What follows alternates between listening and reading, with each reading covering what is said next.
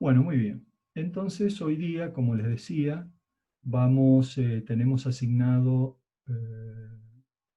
fundamentalmente el tema de losas.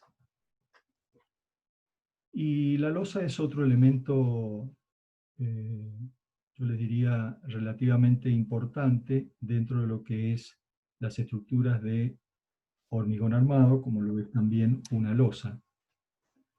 Este, bueno, ahí tienen el contenido de la unidad temática, después lo vamos a ver. Bueno, las losas, en principio, cuando uno habla de una losa, podemos hablar desde el punto de vista de su tipología, o podemos hablar del punto de vista de su condición de vínculo, entre otros, o su forma. En cuanto a las tipologías, fundamentalmente, ustedes saben, una losa es un elemento plano, ¿no? Se distinguen en particular con los elementos de curvatura, que son cáscaras o son membranas. En este caso, la losa es un elemento plano, por ejemplo, una cubierta de techo, o por ejemplo puede ser un entrepiso de un edificio cualquiera. Los usos pueden ser distintos, pueden ser, como les decía, entrepisos, cubierta. Aún los muros de sostenimiento pueden ser considerados como losas. Aún, por ejemplo, un muro que haga de contención, ya sea de líquidos o de cualquier otro elemento, como puede ser combustibles, etc., también desde ese punto de vista puede ser considerado como losa. Bueno, ¿dónde se apoyan? Bueno, es obvio, ¿no? Las losas, como están suspendidas, están generalmente en pisos altos, se apoyan o bien en muros de hormigón armado o bien en muros de mampostería. Hay algunos sectores del país que permiten de que la losa esté simplemente apoyada en la mampostería sin hacer ningún tipo de viga. No es el caso nuestro en zona sísmica, pero sí es importante citarlo si ustedes eventualmente van a trabajar en algunos otros lugares del país. Pueden estar apoyados en tabique de hormigón armado o pueden también en vigas metálicas conformando secciones compuestas de hormigón y de acero. Pueden apoyarse directamente también en columnas sin vigas. Y bueno, y las apoyadas directamente sobre el terreno, ya en realidad estas podríamos llamarle que son plateas de fundación, tienen una función específica desde ese punto de vista. Que algunos principios podemos usar para el cálculo de plateas, pero acá hay que considerar la integración suelo-estructura, que no lo vemos en esta materia y lo ven en todo caso en cimentación. Respecto a la forma en que trabajan, esto sí es importante. Nosotros vamos a distinguir básicamente dos tipos de losa, las conocidas como losas armadas en una dirección y losas armadas en las dos direcciones. ¿Qué quiere decir armada en una dirección? Bueno, quiere decir de que la armadura principal de flexión va en una sola dirección de la losa. Por ejemplo, si la losa la estoy viendo en planta aquí, en la parte inferior, entonces la losa es armada en una dirección cuando, por ejemplo, la armadura principal en la parte inferior para tomar momentos positivos, va en una sola dirección. Y en la otra dirección va una armadura mínima reglamentaria que ni siquiera es una armadura que yo tengo que determinar desde el punto de vista de cálculo. O sea, no cumple ninguna función de resistencia. ¿Cuándo una losa yo la tengo que armar en una dirección? Cuando la relación entre luz mayor a luz menor es mayor que 2. Es decir, por ejemplo, si la luz mayor tiene 10 metros y la luz menor tiene 4, 10 dividido 4 da mayor que 2, en ese caso entonces se arma en una sola dirección. Cuando la relación de luces es menor de 2, la losa va armada en dos direcciones. ¿Qué quiere decir esto? De que tiene armadura para tomar flexión en las dos direcciones. Es decir, la losa tiene una forma tal de que la carga que tiene la losa se distribuye de una manera relativa, ya veremos cómo, en el perímetro de su apoyo. En cambio, en el primer caso, preponderantemente la carga es transmitida hacia uno de los apoyos, no hacia los dos apoyos. Entonces, esto nos vamos a manejar con ese criterio cuando hablemos de losas armadas en una dirección o losas armadas en dos direcciones. En algunos casos también a las losas armadas en una dirección se le llama losas simples, y en las losas armadas en dos direcciones también se llama losas cruzadas. Pero son denominaciones que utiliza el lenguaje ingenieril.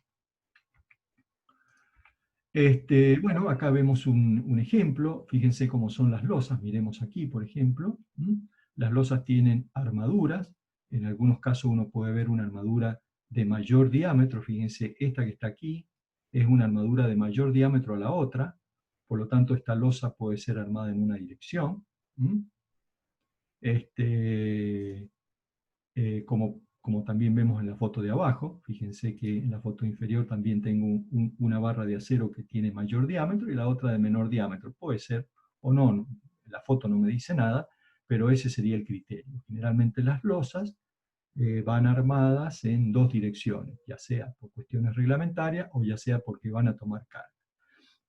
Las losas se les hacen un encofrado de madera y después se hace el colado del hormigón, ¿no es cierto? En la parte inferior ustedes pueden ver el colado del hormigón. Las losas, bueno, en sí mismos pueden ser losas planas, ¿no? Son losas planas, con vigas en su perímetro, o bien ya vamos a ver que se apoyan en tipos capiteles, o bien pueden ser losas nervuradas. Esa ya vamos a ver las tipologías enseguida. Bueno, aquí tienen algunos esquemas que ustedes mismos van a encontrar en el reglamento. Entonces, las más habituales son las losas armadas en dos direcciones con vigas perimetrales. Entonces, fíjense que en todo el perímetro de la losa hay vigas aperaltadas. Los otros tipos de losas son las losas planas, donde prácticamente las losas van apoyadas en columnas.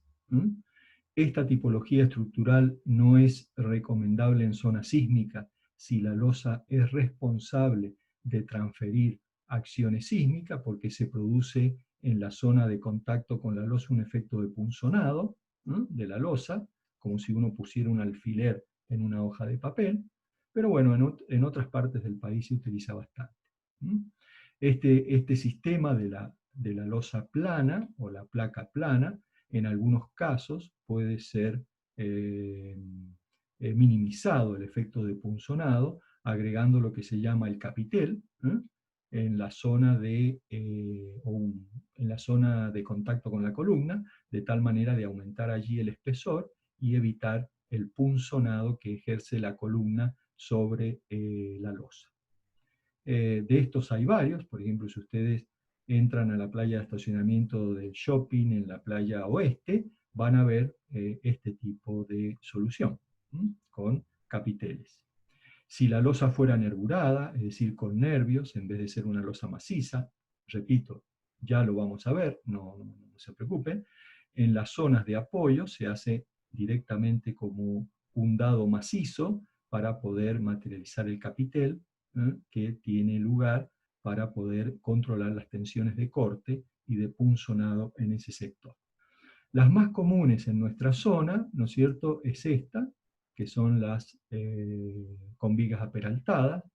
Por supuesto que esto, evidentemente, a las empresas, lo posible ellos tienden a hacer este tipo de ejecución, porque ustedes imagínense que una losa tienen que darle la forma, y para darle la forma tienen que hacer un encofrado.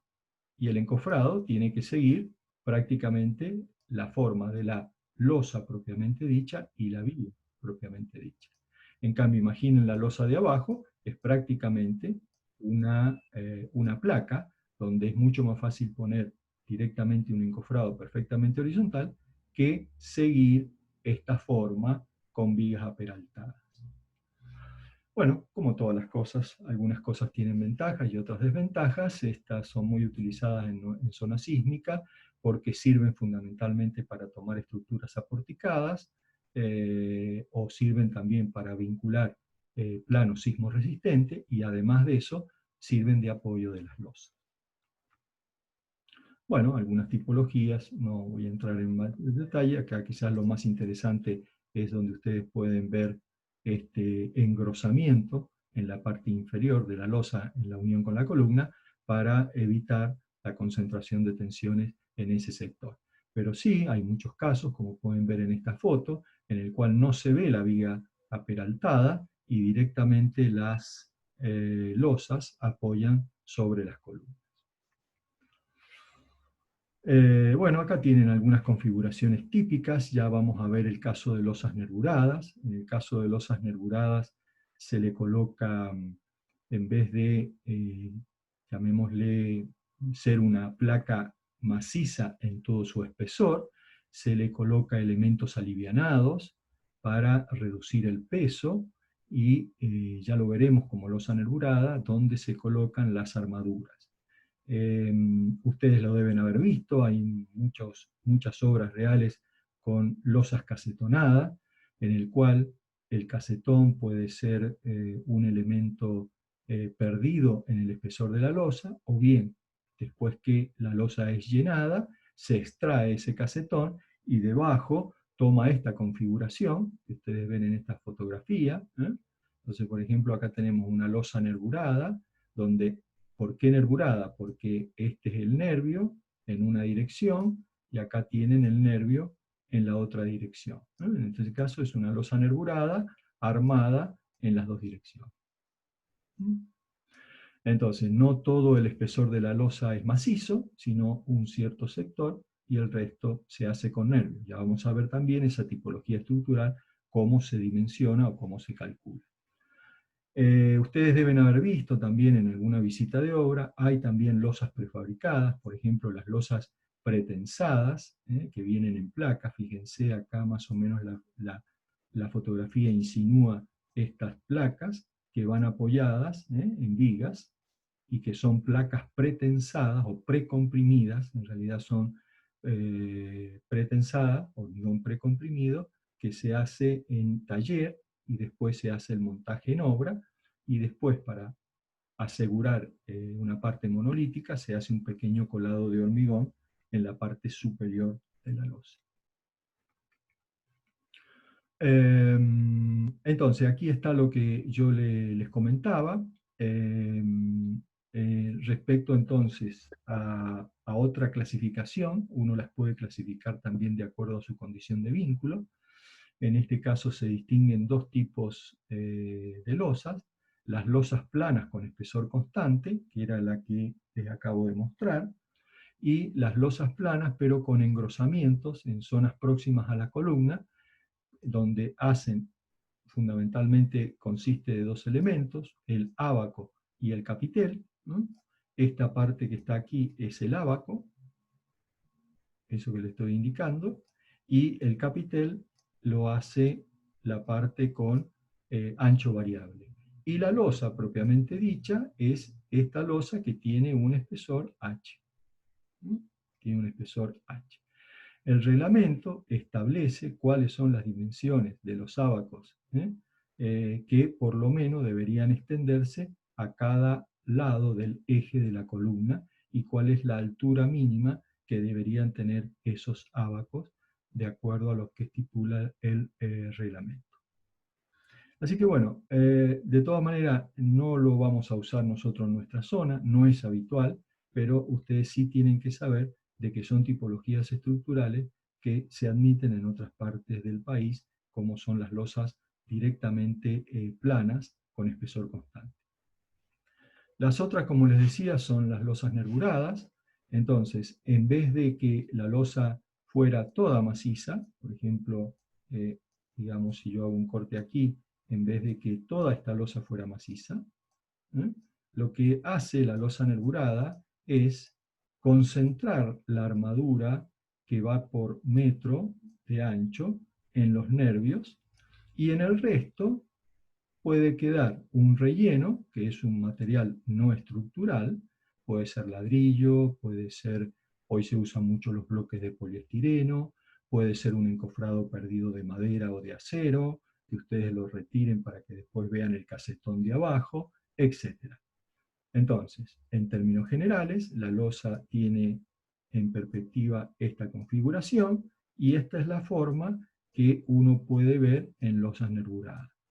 Por ejemplo, históricamente en las naves este y oeste de la terminal de ómnibus, si ustedes miran hacia arriba, tienen unas losas que son de este tipo, son losas nervuradas hechas in situ. Ahora, el material de relleno, ¿sí? ¿Qué es lo que busca la losa nervurada? La losa nervurada lo que busca es alivianar fundamentalmente pesos. Entonces, me refiero a cargas, ¿no? Entonces, lo ideal sería que estos rellenos sean los más livianos posible.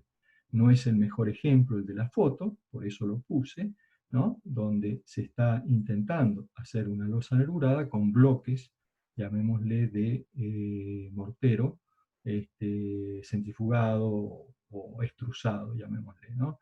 No es el mejor ejemplo, entonces los pesos que yo estaría, peso en cuanto a cargas me refiero, estaría tratando de ahorrarme en función de que este espacio no lleva elementos estructurales, lo estoy echando a desperdiciar, por otro lado, por colocar un relleno quizás tan pesado como si aquí tuviese una losa maciza.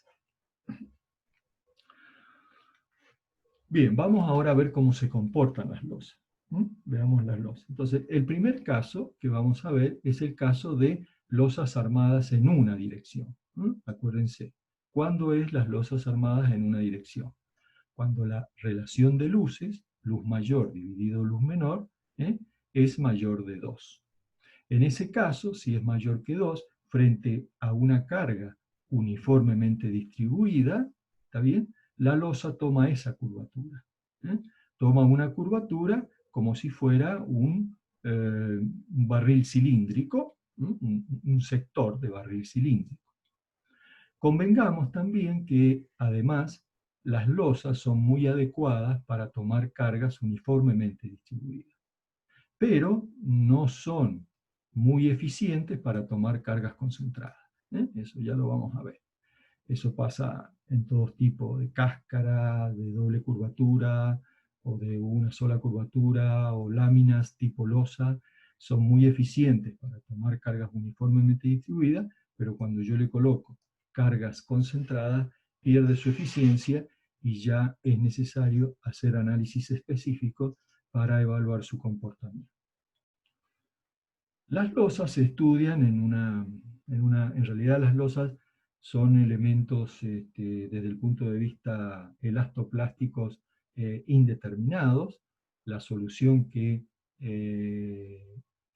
resuelve la ecuación de la losa es un laplaciano de cuarto orden, que es este tipo, en el cual el W es la deformación, el valor de Q es la carga y D es la rigidez a flexión. ¿Está bien? Esta es la ecuación diferencial que resuelve una losa armada en una dirección maciza que toma esta curvatura. Ahora, nosotros no vamos a utilizar ecuaciones diferenciales para resolución de losas y vamos a utilizar algunas, yo diría, procedimientos simplificativos que están perfectamente probados y que pueden utilizarse con, yo diría, bastante comodidad en la práctica de la profesión, sin necesidad de entrar a resolver ecuaciones diferenciales. Ahora, ¿qué pasa para el caso de una losa armada en una dirección? Bueno, para el caso de una losa armada en una dirección, cuando la flexión toma la forma de, llamémosle un barril cilíndrico, esta derivada, la derivada W respecto de I es igual a 0, entonces existe preponderantemente un momento, mientras que el otro momento es muy pequeño. Es decir, cuando la losa entonces toma una flexión cilíndrica, uno de los momentos es importante y el otro es un valor pequeño que podemos llegar a despreciar.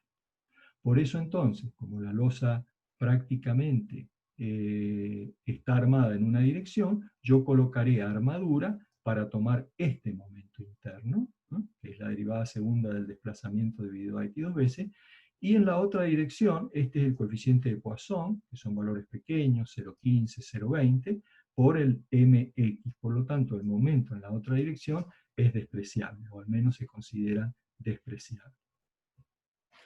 Entonces, ¿qué va a pasar? Nosotros en losas armadas en una dirección vamos a considerar como si la losa estuviera apoyada en este borde. Estoy marcándole aquí, y en este borde.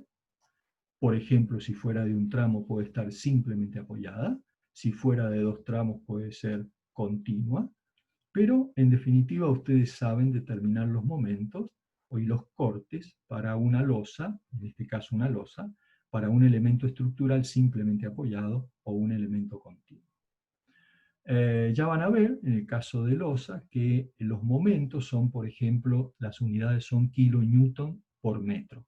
O sea que la losa se discretiza en un ancho B igual a la unidad, generalmente 1 metro o bien 100 centímetros. Es decir, que la sección rectangular de la losa, en vez de tener una sección de una viga de B, de ancho B y de altura H, será el ancho B en la losa un ancho de 1 metro o 100 centímetros, dependiendo de las unidades en las cuales trabajen. Entonces, en las losas armadas en una dirección no vamos a tener problema, en el sentido de que vamos a trabajar con armaduras en una sola dirección. Se complica así el hecho cuando las losas son armadas en las dos direcciones, que eso será el tema siguiente.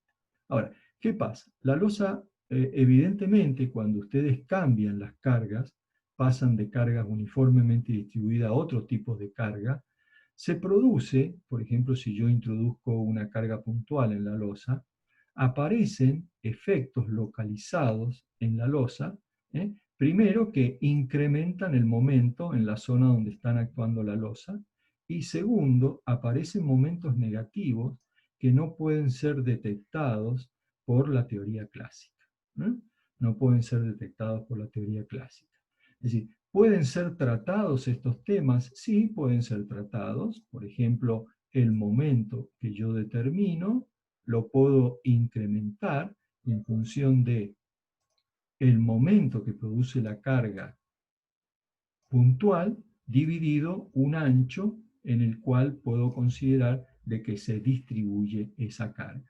O sea que yo tendría que trabajar con un momento mayor, que es el famoso momento que vimos anteriormente, ¿no?, que nosotros no lo vamos a calcular haciendo derivada, sino vamos a calcularlo haciendo teoría de las estructuras, y sumarle el momento que produce la carga concentrada dividido un cierto ancho. Estos anchos en el cual se distribuye la carga, ahí tenemos por ejemplo un ancho, no está bien la diapositiva, pero esos son los anchos en los cuales se distribuyen las cargas, depende fundamentalmente de las condiciones de vínculo. Entonces, si yo tuviera, por ejemplo, una losa simplemente apoyada, bueno, los anchos B, ahí tienen los valores de ancho para cada caso y para cada condición de vínculo, en el supuesto caso que tuvieran algún caso con cargas concentradas en la losa. Repito, no es el mejor solución tomar cargas concentradas con losa. Lo ideal sería que si ustedes tuvieran una carga concentrada muy grande, allí debajo de la losa ustedes le coloquen directamente una viga, ¿no?, y sigan después con la losa para tomar la carga a través de una viga y no transferir la carga en la losa. Pero bueno, a veces las cargas concentradas son pequeñas, no son tan importantes y uno puede admitir esta distribución de tensiones, pero hay que tener cuidado porque fíjense que además hay que densificar armadura en ese sector y no solamente colocar armadura en la zona inferior, sino también colocar armadura en la zona superior. Bueno, esto es un caso particular, no se da en la mayoría de los casos, repito, las losas son muy eficientes para tomar cargas uniformemente distribuidas, y esto eventualmente, si ustedes tuvieran algún problema de carga concentrada, tendrán que analizarlo específicamente, pero ni siquiera en la materia le vamos a dar un tratamiento específico a este tema, pero sí es importante que en teoría lo mencionemos. Bueno, los anchos B dependen de las condiciones de vínculo, como les decía. Las luces. ¿Cómo vamos a considerar la luz de cálculo de una losa? Bueno, de la misma manera que lo hacemos para viga. Es decir, la luz de cálculo se toma siempre al borde del elemento estructural. ¿Eh? Al borde del elemento estructural. Y en ningún caso la luz de cálculo debe ser menor a este valor, ¿no? Porque hay casos en los cuales recuerden ustedes que este apoyo ustedes no lo tienen, ¿eh? O al menos tendrían acá una columna. Si esto fuera una viga, no habría ningún problema, yo tomo al borde de la viga. Pero si acá tienen una columna, bueno, no tendrían que aplicar por lo menos esta relación. La luz libre más el valor del espesor de la losa. Esa sería la luz de cálculo de la losa. Es fácil determinarla cuando yo tengo un apoyo perfectamente definido. Bueno, algunas otras consideraciones, no voy a entrar en demasiado. Acá está entonces, nosotros para hacer el diseño de estas losas, vamos a considerar entonces de que la losa tiene una sección rectangular y vamos a calcular la armadura para un ancho igual a 1 metro. Y la armadura que calculemos la vamos a distribuir en este metro de ancho. Como el momento está expresado en, por ejemplo, kilonewton por metro, kilonewton metro por metro de ancho de placa, ¿ok? La armadura que ustedes van a obtener, ya van a hacer algunos ejercicios, son centímetros cuadrados, tanto requerimiento de armadura, centímetros cuadrados por metro de ancho de losa. O sea que esta armadura que ustedes calculen la tienen que distribuir en 1 metro de ancho. También las losas pueden utilizar el Sirsuflex, y en el cual, en el Sirsuflex, le pondrán el momento en kilonewton metro por metro y la sección de la losa será 1 metro de ancho por el espesor de la losa correspondiente. Así como en vigas, también las losas tenemos que controlar cuantías mínimas. Ahí tienen los valores que da el reglamento para cuantías mínimas, dependiendo si es acero menor a 420 o mayor a 420.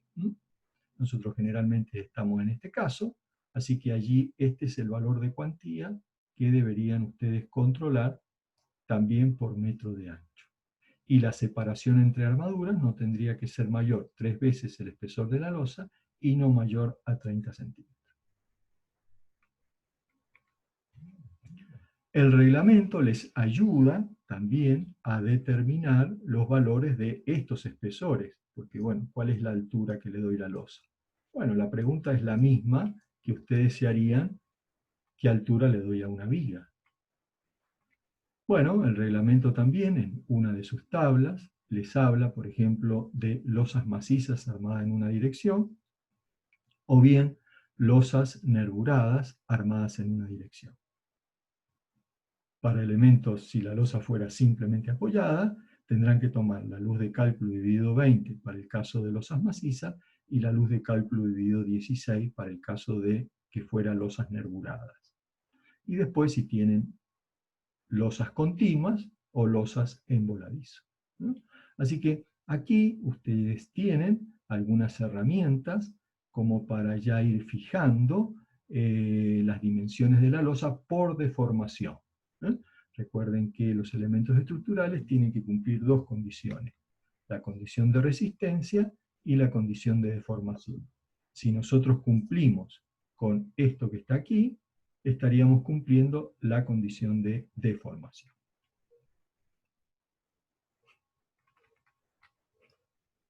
Si tienen alguna pregunta, me pueden ir parando. Miren que yo, si no escucho ninguna pregunta, avanzo. ¿Va todo bien hasta ahora? Todo bien, ingeniero. Todo bien. Bien. Acá también tienen algunos aspectos reglamentarios, fundamentalmente de cuánto tienen que ser las separaciones de las armaduras.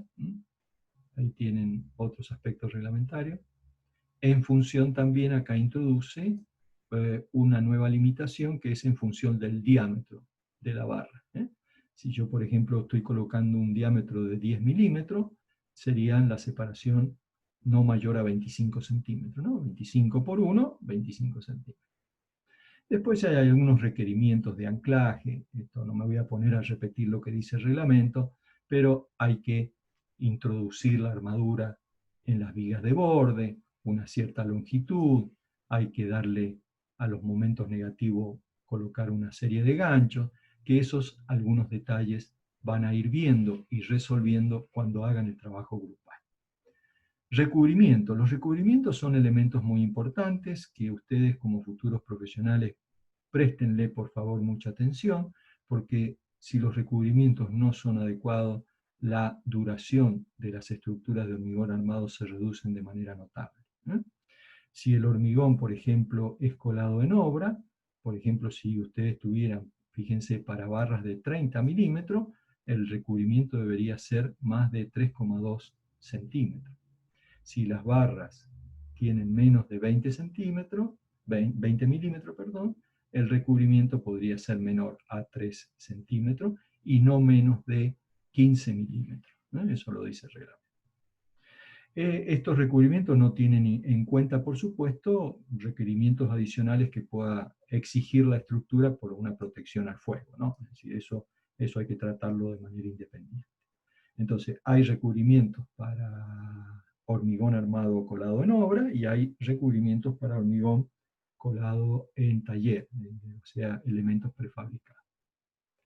Bueno, con esos conceptos hemos terminado las losas armadas en una dirección. Conceptualmente, las losas armadas en una dirección, ya antes de pasar a esto, no tienen ningún tipo de novedad o de cosa nueva en cuanto a lo que ustedes conocen. ¿Por qué?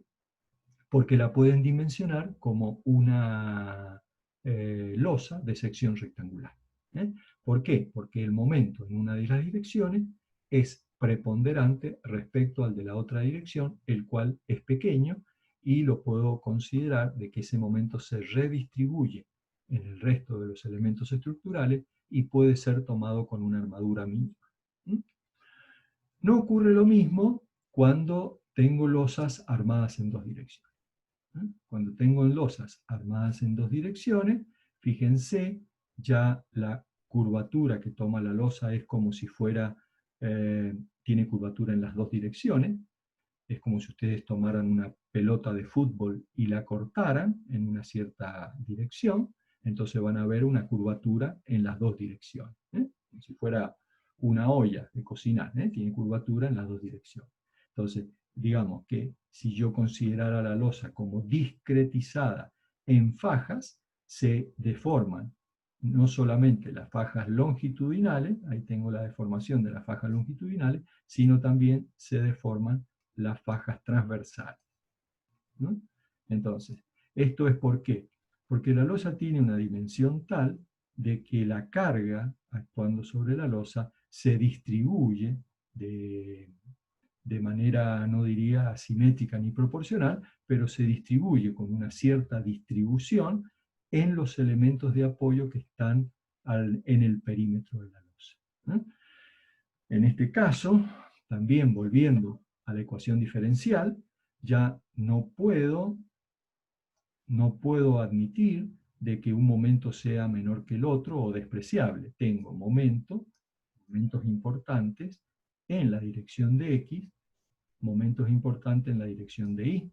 Tengo cortes en la dirección de X, tengo corte en la dirección de Y. Y además, en estas losas macizas, armadas en dos direcciones, un aspecto importante es que tengo momento torsor.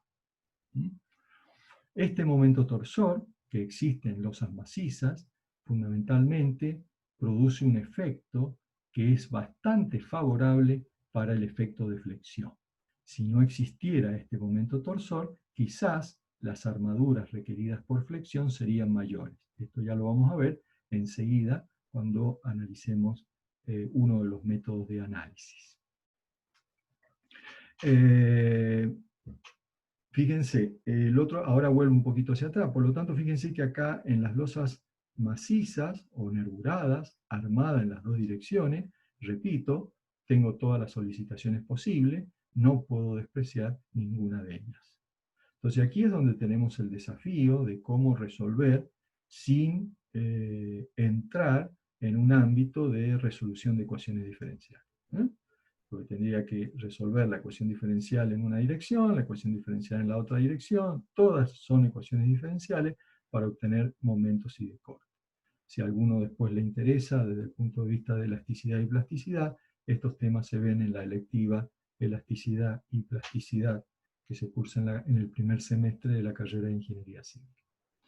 Ahora bien, vamos a esto. Si ustedes tienen las fajas longitudinales que se deforman y las fajas transversales, digamos, en un punto determinado, la deformación debería ser igual, ¿no?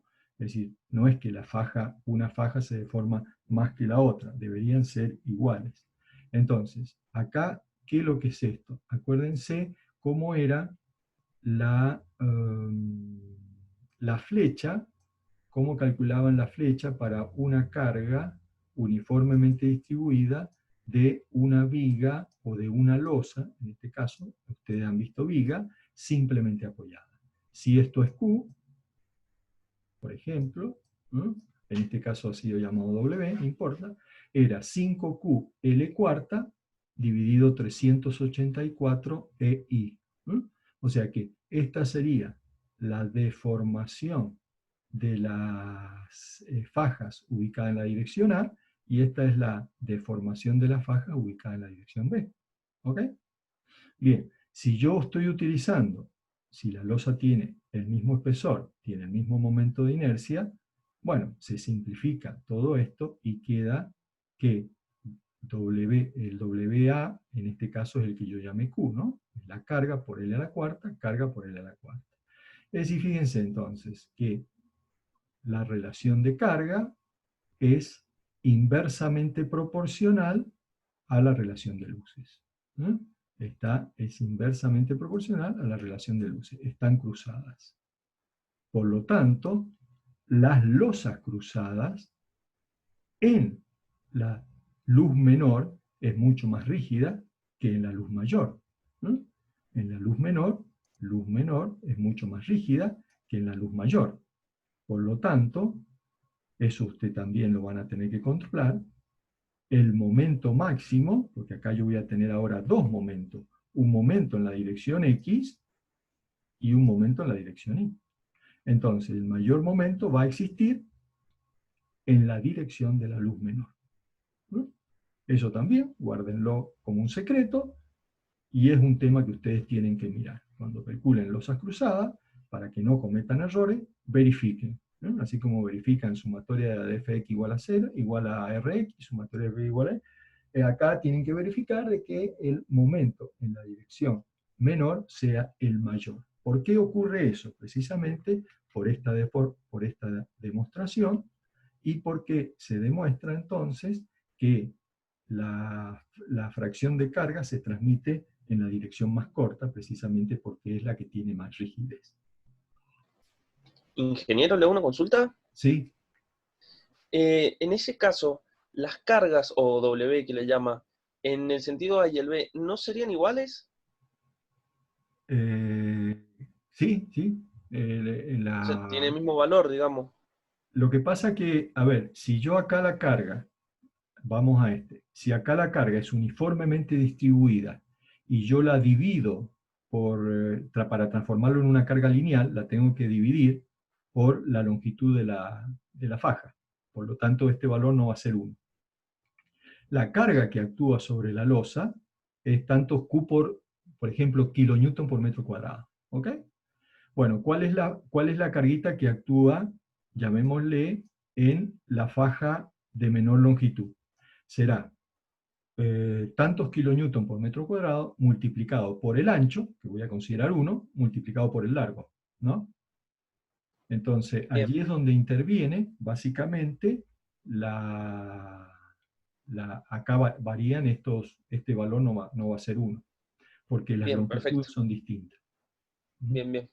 No lo Gracias. vamos a usar eso, pero bueno, está bien la pregunta. Ahora, el desafío es también para nosotros, como nosotros esta materia es muy práctica, es muy profesional desde el punto de vista aplicativo, no vamos a entrar a resolver ecuaciones diferenciales. Entonces, para esto existen dos tipos de soluciones, la conocida como soluciones analíticas, que es la que nosotros vamos a utilizar, donde vamos a utilizar tablas. Ojo, esto es solamente para losas cruzadas, armadas en dos direcciones. Vamos a utilizar tablas donde ya distintos autores han estudiado esta problemática y nos proponen, yo diría, una herramienta de trabajo para poder calcular los momentos y los cortes en cada una de las direcciones. Y las otras, bueno, son soluciones numéricas. Soluciones numéricas me refiero cuando ustedes tienen un problema determinado, tenemos que introducirnos en una problemática de elasticidad o plasticidad, o bien discretizar la losa en elementos finitos para poder resolver el problema. Esta solución analítica es la que generalmente se utiliza desde el punto de vista de la práctica y la profesión. En cambio, las soluciones numéricas, se utilizan eventualmente cuando yo tengo algún tipo de carga o algún tipo de anomalía en la losa que requiera utilizar otros métodos. Por ejemplo, si la losa, como la que está indicada aquí abajo, tiene un hueco, por darle un ejemplo, ¿no es cierto?, en la parte inferior, bueno, allí yo no podría utilizar una solución analítica porque hay una discontinuidad de la losa y posiblemente aquí haya una concentración de fuerza. Otro efecto es, por ejemplo, si tiene cargas concentradas bastante importantes, ya sea porque apoya un equipo o X encima de la losa, ya tampoco podría utilizar las soluciones analíticas y tendría que utilizar otro tipo de análisis. Las soluciones analíticas son muy adecuadas para cuando la carga es uniformemente distribuida, como es en el 99% de los casos de los edificios públicos o los edificios privados, ¿no? Algunos edificios industriales, etcétera, sí pueden llegar a tener algún tipo de anomalía que haga que no podamos aplicar los métodos analíticos. Entonces, sobre esto hay muchos. Ustedes pueden después buscar, por ejemplo, el mismo Nilsson tiene tablas para resolver losas cruzadas. Cada autor dice, mire, yo les doy los coeficientes y el momento en la dirección X lo saca de esta manera, de esta manera. Es muy simple sacar el momento porque es multiplicar un coeficiente que saco de la tabla, ¿no es cierto?, por la carga al cuadrado, ¿no? Y los casos están dados, ya les voy a explicar, en función de las condiciones de vínculo que tenga la losa. Entonces, repito, Nilsson tiene su tabla, hay un autor que es realmente muy interesante, que es el Richard Bares, que también tiene una tabla, yo diría, muy interesante porque él no solamente resuelve casos de cargas uniformemente distribuidas, sino que resuelve, por ejemplo, casos como esto, donde la carga está concentrada en un cierto sector, ¿no? Pero bueno, son casos específicos también donde los autores se extienden. Ahí está Pari Pauli, también que tiene su tabla, ¿no es cierto?, que dan una serie de tablas para el uso de estas losas cruzadas armadas en dos direcciones. Nosotros vamos a utilizar, venimos utilizando a lo largo de los años, esta tabla, que si bien es de un autor antiguo, pero bueno, ahí después Palazzo le va a dar una comparación, cuáles son los resultados que dan, por ejemplo, aplicando estos métodos con los resultados que aplican, por ejemplo, el SAP o que aplica programas de computación, y van a ver de que realmente no hay tanta diferencia. Entonces, ¿cómo son estas tablas? Fíjense, estas tablas, aquí en la parte superior, quizás está muy chiquito, no sé si ustedes lo ven, pero es muy simple determinar el momento, porque me dice, mire, usted el momento lo puede determinar como un coeficiente alfa 4. ¿Por qué alfa 4? Porque corresponde a la condición de vínculo 4, no importa. por Q por L cuadrado. Entonces, el coeficiente alfa lo saco de acá, de tabla. Ahí está el coeficiente alfa. ¿Y cómo lo saco? En función de la relación de luces. En función de la relación de luces. Eso es lo que ustedes van a practicar. Por ejemplo, si yo tengo un épsilon Li sobre Lx, ¿está bien? Me da, por decir un número, 0,70. Bueno, acá tengo el coeficiente alfa. ¿Cómo saco el momento en I? Bueno, el momento en I lo saco con el coeficiente beta.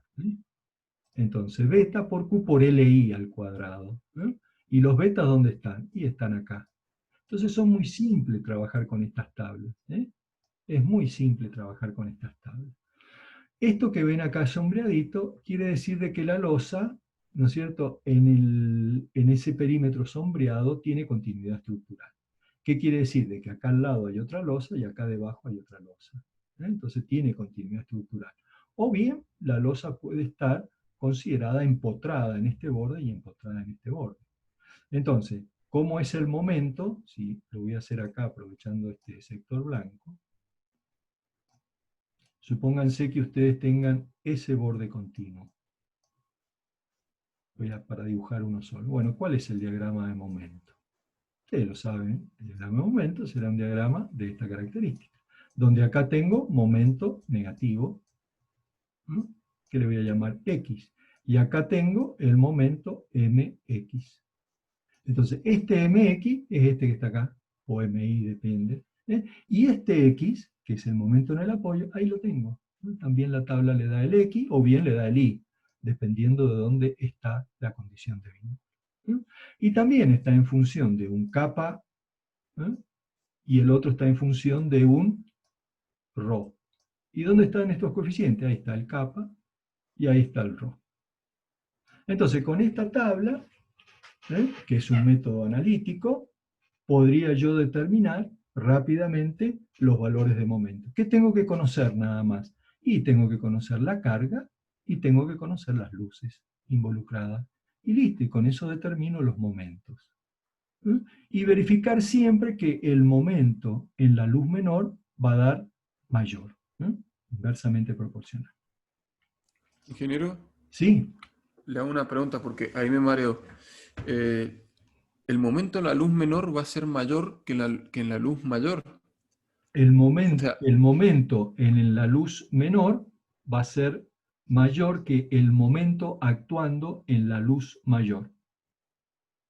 A ver, y siendo una carga puntual, no, que no, se ubique no, siempre... vamos a una bien. carga, no, carga uniformemente distribuida. Ah, bien, perfecto. Supongamos que esto es 3 metros y que esto es 6 metros. ¿Ok? La losa va armada en las dos direcciones. Primera pregunta. H. Supongan que por ahora es simplemente apoyada. ¿Ok? Luz de cálculo, me decía, ¿no es cierto? No se hace así, pero quiero ver si han agarrado el concepto. Dividido 20, por ejemplo. ¿Qué luz de cálculo adoptan? ¿6 o 3? 6. La mayor, 6. Bien. No. No, la Deberíamos. menor porque Claro, va a estar apoyada en la menor luz. claro. Tienen que adoptar 3, porque va a dar el momento. Entonces, ahora vamos acá. Pero eso hay que verlo con números, no se preocupen. Si este es Y y si este es X, ¿ok? Bien, el momento MI va a ser mayor que el momento MX. ¿Ok?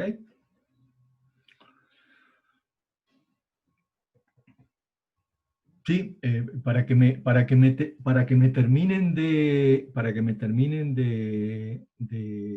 entender, o bien para que acepten esto, hay que hacer algunos numeritos. ¿ok? Eh, podríamos hacerlo. Por ejemplo, si yo acá tuviera, ¿cuánto es 3 L? Hagamos 3 dividido 6 me da 0,5, ¿no es cierto? Justo no estoy en 0,5, pero bueno. Adoptemos 0,6, por decir 0,6. Miren cuánto da el coeficiente alfa 4, que es en la dirección X. 0,20686. Miren cuánto da el coeficiente beta, que es el momento en la otra dirección, 0,052. Por lo tanto, el momento MI va a ser mayor que el momento MX. ¿De acuerdo? Bueno, después van a hacer algunas cuentas. Pero el momento mayor, ¿por qué el momento mayor es en la dirección de la luz menor? Porque la luz Eso es porque menor se deforma, teóricamente es más rígida. Al ser más rígida se deforma menos. La luz mayor se va a apoyar en la luz menor, porque no puede tener una deformación mayor, se va a apoyar en la luz menor, ¿de acuerdo? Pero el momento máximo está en la dirección de la luz menor. Bueno, pero para que me crean, después van a tener que hacer algunos numeritos, ¿ah? ¿De acuerdo? Listo, perfecto. Gracias. Bien. Ahora, si tienen casos especiales como el que usted ahora me acaba de plantear, y no, ya no. Por ejemplo, este es un caso que me tocó estudiar en uno de los terremotos, donde se cayeron algunos tanques, fundamentalmente de vasijas binarias. Los tanques estaban apoyados sobre unas losas de fundación que tenían básicamente 3 patas. Entonces acá, no, evidentemente no puedo aplicar los métodos analíticos, ¿no? Tengo que aplicar el método de elemento finito, alguna otra herramienta computacional, donde fíjense cómo son, por ejemplo, entonces la distribución de las tensiones y los requerimientos de armadura y los momentos flectores. Esto es la losa viéndola desde arriba. Evidentemente depende básicamente de la distribución de carga, porque acá hay una gran concentración de requerimiento de armadura, ¿no es cierto? Y acá a lo mejor no necesito nada. Entonces, no representa un método analítico, no me permite calcular este caso o este tipo de situación, ¿no? Eso no importa cómo lo hagan en un futuro. Ustedes todavía les queda algunos años en la facultad y tendrán después herramientas para resolver estos problemas. Pero sí, lo que ustedes tienen que tener en claro, que no pueden usar un método analítico para resolver problemas que sean de estas características, con cargas distintas o donde yo, por ejemplo, tenga algunas singularidades en la losa que haga de que no pueda aplicar estos métodos analíticos. Si la losa no tiene continuidad, tiene un agujero muy grande, por ejemplo, no podría tampoco utilizar estos métodos. Bueno, miren los requerimientos de armadura. Los requerimientos de armadura prácticamente están concentrados en la zona donde están las patas, ¿no? Ahora ustedes me preguntarán, bueno, ¿qué pasó acá? ¿Qué pasó acá? Bueno, como el sismo tiende a volcar el tanque se apoya en una sola pata, mal diseño del tanque. Generalmente el tanque cuando el sismo viene en una dirección se apoya en 2 patas, pero cuando viene en la otra dirección se apoya en una sola pata. Esta es la pata que colapsa, generalmente, una de las patas que colapsa, fíjense, ahí está, esa pata está sana, y acá la otra pata no está, precisamente porque supera la tensión de aplastamiento del acero y se produce este tipo de efecto. Bueno. Entonces, en las losas nervuradas, ya con unos 15 minutos y terminamos este tema para no hacerlo tan largo, en las losas nervuradas que ustedes van a ver, está lo que se llama las condiciones de vínculo. Entonces, por ejemplo, si la losa fuera simplemente apoyada en todo el perímetro, es la condición de vínculo 1. Si la losa tiene un borde con continuidad estructural, es la condición de vínculo 2. Aquí, en este perímetro sombreado, puede ser de que haya otra losa al lado, o sea, de que la configuración estructural sea esta, donde yo tengo entonces, mirándolo, haciendo el modelo, tengo una losa de 2 tramos, ahí tengo otro apoyo y acá tengo otro apoyo, Entonces acá tendré una viga o tendré un apoyo, entonces esta es una losa y esta es otra. Y así hasta llegar a la losa con todo su perímetro empotrado. Es decir, estas son las 6 condiciones de vínculo que van a encontrar en la tabla del Loser, que eso también está en la página de la cátedra, donde están las losas, las planillas de Loser, para poder resolver este tipo de losa. Ahora, estas losas, si ustedes recuerdan, tienen momentos torsores. ¿Por qué usamos estas tablas? Porque precisamente estas tablas consideran los efectos torsionales de la losa. Entonces, eso también ustedes lo tienen que tener muy claro cuando utilicen una herramienta, cualquiera sea, averigüen siempre también si los autores consideran los efectos torsionales de la losa. Este método sí considera los efectos torsionales. Entonces, aquí está planteado nuevamente el efecto de la deformada, aquí está planteado los momentos, como yo les decía. Entonces, así, a ver, desde un punto de vista práctico, en este dibujito que está acá, el W es el 5, representaba el 5, Q, eso viene de estabilidad, ¿no? L cuarta sobre 384, bueno, Este 5, entonces, es para el caso de una losa o viga simplemente apoyada, el W5, para el caso de empotrado y articulado es 2, y para el caso de empotrado es 1. Este que está acá, el M, es el famoso Q por L cuadrado sobre 8. Es decir, para el caso de una simplemente apoyado, 8. Para el caso empotrado articulado, 14,22, y empotrado 24. ¿No? El momento es el momento que lo calculaba de esta manera. Es decir, acá el momento era Q por L cuadrado sobre 24, y acá el momento Q por L cuadrado sobre 12.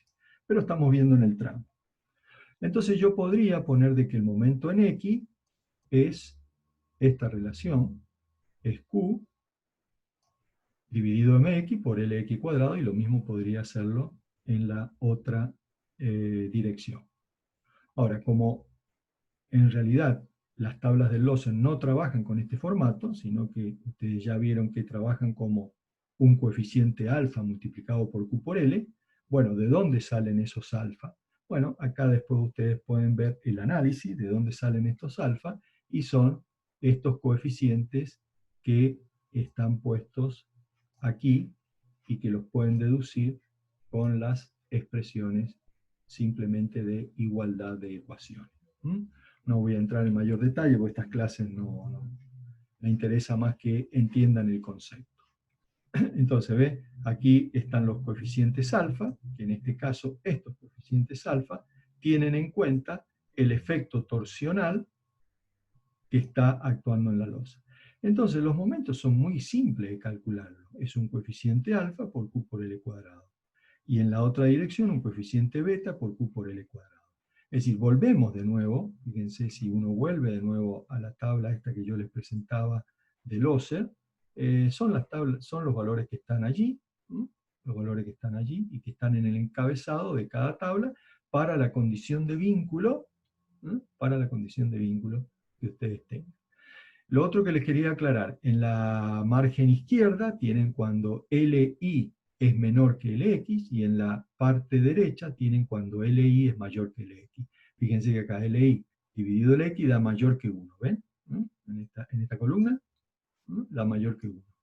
Y acá tienen para cuando LI es menor que LX. Es decir, que acá da 0, Así que bueno, esta tabla es la que van a usar, no se preocupen, es muy simple su uso y su forma de trabajo. Nos quedaría solamente ver las reacciones, cómo la calculo, porque fíjense que los momentos es muy simple calcularlo. Entro por la relación de luces, entro con mi condición de vínculo y calculo el momento en X y calculo el momento en Y. Ahora vamos a ver qué pasa con las reacciones. Cuando la losa es cruzada, armada en dos direcciones, la distribución de la carga en el perímetro tiene una distribución que no es lineal. No es lineal. Fíjense que tiene una variación que es parabólica. O sea que la carga que, a ver, yo digo, si yo tengo una losa simplemente apoyada, que armada en una dirección, que tiene esta dirección, esta viga que está acá, yo la calculo con una carga uniformemente distribuida, armada en una dirección. Bien, si la losa es cruzada, lamentablemente, ya la carga no es uniformemente distribuida, es parabólica. Realmente es parabólica. Está bien, nosotros vamos a usar una aproximación, pero ya no es uniformemente distribuida. Tiene una variación, no es constante. Se utiliza este criterio de distribución de carga. Cuando los bordes que concurren al vértice tienen la misma condición de vínculo, la carga se distribuye 45 grados hacia cada lado, el ángulo de distribución de carga. Y cuando cambia la condición de vínculo de los bordes, es 60 grados respecto al empotramiento. Por lo tanto, esta viga que está en este borde, ahora va a tener esta carga. ¿Está bien? Esta viga que está en este borde va a tener esta carga. ¿Por qué acá, donde la intensidad de carga se le ha llamado Q sub 0, las tablas que nosotros le vamos a dar le van a decir Q sub 0 porque no hay empotramiento, y de este lado la llama Q sub E, porque hay empotramiento. Pero fíjense que, y en este caso, bueno, quedan cargas triangulares. Esa carga triangular Q sub 0 sería la que yo le voy a rayar acá. Esa que está ahí. Sería esta.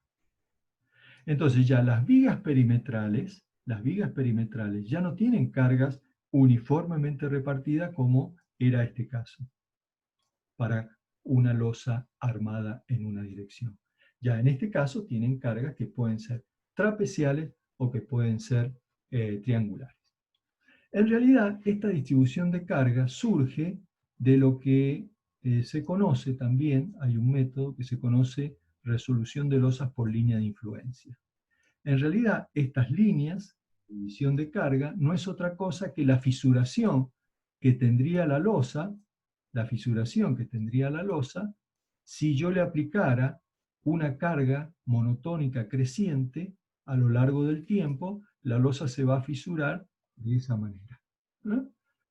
O sea que lo que intenta entonces la distribución de carga es hacer una correspondencia entre lo que es el modo de falla de la losa, con la distribución de carga. Entonces, también acá van a tener tablas que son de este tipo. Por ejemplo, repito, esto lo van a trabajar en la parte práctica, si la losa es simplemente apoyada, es una losa rectangular, bueno, ahí tienen la distribución de carga y ahí tienen el valor de Q. Este valor de Q que considerar sobre esta viga, acá tienen el valor de Q a considerar sobre esta viga, es siempre el mismo. En cambio acá varía, porque acá tendrán Q sub 0 y acá tendrán Q sub E, del lado empotrado. O sea, del lado simplemente apoyado, siempre le llamamos Q sub 0. Y del lado empotrado tendrán el Q sub E. ¿De dónde sacan estas intensidades de carga? Precisamente de acá. Bueno, no está muy bien la fotocopia, pido disculpas, pero después ustedes la pueden tener con mayor precisión. Y ahí también tienen todos los valores de carga para poder calcular la carga que les llega a las vigas perimetrales. Y sobre eso hay distintos casos también, ¿no? Tienen los ya conocidos como esquema 1, esquema 2, esquema 3, distintos tipos de acuerdo sea la relación de luces y las condiciones de vínculo de la luz. Ahí está, esta está como un poquito más clara, ahí está. Entonces, esta es la otra tabla que ustedes manejarían para reacciones. Entonces, para momentos manejan las tablas de Losse y para reacciones, bueno, manejan esto. Bueno, no importa, hay algunas cosas que les acabo de nombrar. Cuando las losas tienen algunas irregularidades no se pueden utilizar estos métodos. Y el otro tema, el tema de si la losa no está perfectamente empotrada en una viga de borde, tiene posibilidad de levantarse. Pongan una hoja de papel apoyada en el perímetro y apliquen una fuerza con el lápiz. Se les va a levantar acá la losa. Entonces, hay muchas zonas del país, repito, que ustedes simplemente pueden apoyar la losa sobre el muro, ¿no? Eso no está permitido acá, pero bueno, lo hay en Buenos Aires, por ejemplo, en zona mediterránea. Entonces, esta losa frente a esta carga y la deformada hace esto. Entonces, aparecen momentos, ¿no es cierto?, en la parte superior de la losa, que es necesario entonces en las esquinas ubicar los armaduras o bien en la dirección del levantamiento o bien en forma ortogonal. Pero esos son tipos, más que todo, detalles de armado. No quiero entrar ahora en ese detalle. El control de deformaciones lo vamos a ver después del descanso, porque lo vemos en el otro tema, así que no me voy a detener ahora acá. Está repetido, repito, está repetido, pero lo vemos mejor enseguida después del descanso. Y la última parte, esto lo vemos enseguida después del descanso, es que les hemos puesto algunos aspectos reglamentarios respecto a losas nervuradas. Es decir, ¿de cuánto tiene que ser el nervio? Bueno, el nervio no podría ser mayor de 80 centímetros. Perdón, la separación entre nervios no debería ser mayor de 80 centímetros. Porque si fuera mayor de 80 centímetros, yo debería después calcular la parte que me queda de losa como un elemento continuo apoyado en los nervios. Si es menor de 80 centímetros, bueno, puedo calcularlo como una losa nervurada. El ancho mínimo del nervio, 10 centímetros. El ancho mínimo del nervio, 10 centímetros. Los espesores E, estos espesores que están acá, 4 y 5 centímetros. Para zona sísmica no se permite menos de 5 centímetros. Y ahí tienen también los valores de separación. Los valores de alturas mínimas. Entonces acá tienen un aspecto reglamentario sobre cómo hacer un prediseño del nervio. Después, si ustedes llegan a la conclusión de que aquí en el nervio va mucha armadura, bueno, pueden achicar el nervio. En vez de hacerlo de 80, lo pueden hacer de 60, de 40, de 30, lo que ustedes quieran. Pero en principio tienen algunas limitaciones que les da el reglamento. Bueno, la armadura que ustedes vayan a determinar para el caso de losa nervurada también lo van a hacer en la práctica, que yo les decía anteriormente. Bueno, la armadura que ustedes determinan para una losa, aún para la nervurada, son centímetros cuadrados por metro. ¿Ok? Y esa armadura la van a distribuir en 1 metro de ancho. ¿Qué tienen que hacer en losa nervurada? Bueno, la armadura la tendrán que multiplicar por la separación de nervios. Y la armadura que les da en centímetros cuadrados. Esos centímetros cuadrados son los que van puestos en la parte inferior del nervio para tomar la flexión. Si da, por ejemplo, 3 centímetros cuadrados, verán 3 centímetros aquí, 3 centímetros aquí y 3 centímetros en cada uno de los nervios. Esto es lo que dice en la parte superior. Bueno, ¿preguntas sobre esto? Ingeniero, para las condiciones de vínculo, sí o sí se considera que, por ejemplo, usted dio el caso 1, 2, 3, 4, 5 y 6. ¿Sí o sí se considera que al lado tiene que haber otra losa? ¿O puede ser que simplemente haya un tabique de hormigón o un muro que corta la losa y la considera como empotrada en ese lado? Las dos cosas, sí. Puede haber una losa, entonces usted puede tener ahí una continuidad estructural, ¿no? O efectivamente puede haber un elemento que realmente ejerza un empotramiento. Por ejemplo, si fuera una viga, no. O sea, si usted me pregunta,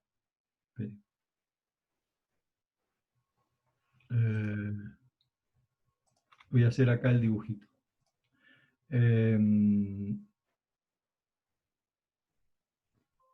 Claro, la Este, idea sería que no permita rotación. exactamente, exactamente. Que no permita que no permita la rotación de la losa. Exactamente. Exactamente, que no permita la rotación de la losa. Bien, Este, tendría que ser o un tabique de hormigón armado, ¿no es cierto? O bien tendría que ser una viga no, por ejemplo, porque una viga, cuando la losa se deforma, básicamente la losa